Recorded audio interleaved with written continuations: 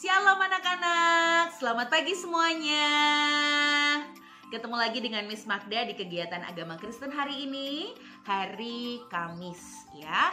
Nah anak-anak, setelah kemarin kalian belajar dari materi hari Selasa, semuanya sudah menyaksikan ya di link YouTube ya. Kalau belum sempat, segera saksikan kegiatan agama Kristen yang Miss Magda sudah siapkan videonya di link YouTube. Nah untuk hari ini Miss Magda akan membacakan sebuah kisah yang ada di Alkitab yang mengingatkan anak-anak untuk selalu mengandalkan Tuhan, tekun berdoa, dan meminta segala sesuatu hanya kepada Tuhan ya. Nah sebelumnya kita mau berdoa dulu yuk anak-anak ya. Lipat tangan, tutup mata, kita berdoa. Tuhan Yesus, selamat pagi.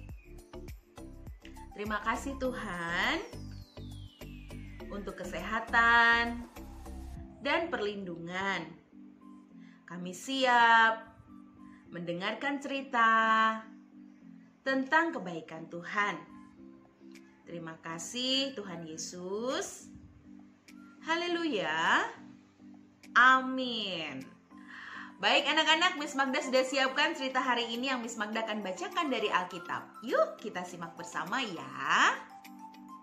Demikian anak-anak, kisah dalam Markus 2 ayat yang pertama sampai ayat yang ke-12.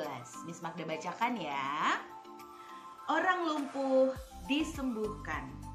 Kemudian sesudah lewat beberapa hari, waktu Yesus datang lagi ke Kapernaum, tersiarlah kabar bahwa ia ada di rumah. Maka datanglah orang-orang berkerumun sehingga tidak ada lagi tempat, bahkan di muka pintu pun tidak. Sementara ia memberitakan firman kepada mereka, ada orang-orang datang membawa kepadanya seorang lumpuh, digotong oleh 4 orang. Tetapi mereka tidak dapat membawanya kepadanya karena orang banyak itu. Lalu mereka membuka atap yang di atasnya. Sesudah terbuka mereka menurunkan tilam tempat orang lumpuh itu berbaring. Ketika Yesus melihat iman mereka, berkatalah ia kepada orang lumpuh itu, "Hai anakku, dosamu sudah diampuni." Tetapi di situ ada juga duduk beberapa ahli Taurat.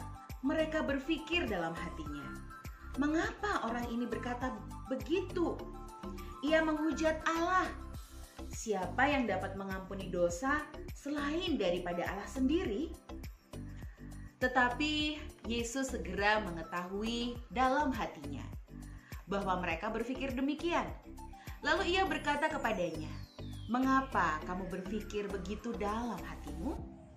Manakah lebih mudah, mengatakan kepada orang lumpuh ini, dosamu sudah diampuni, atau mengatakan, bangunlah, angkatlah tilammu, dan berjalan? Tetapi supaya kamu tahu bahwa di dunia ini Anak Manusia berkuasa mengampuni dosa."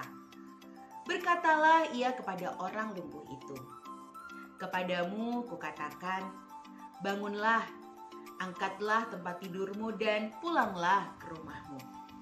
Dan orang itu pun bangun, segera mengangkat tempat tidurnya dan pergi keluar di hadapan orang-orang itu.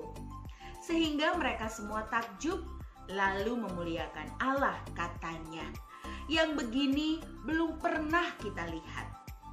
Demikian anak-anak kisah yang ada di dalam Alkitab, khususnya di kitab Markus pasal yang kedua ayat yang pertama sampai 12 dengan judul Orang Lumpuh Disembuhkan. Nah anak-anak tentu masih ingat ya di buku LKA yang anak-anak terima, khususnya di halaman yang ke berapa nih Miss Magda cek ya.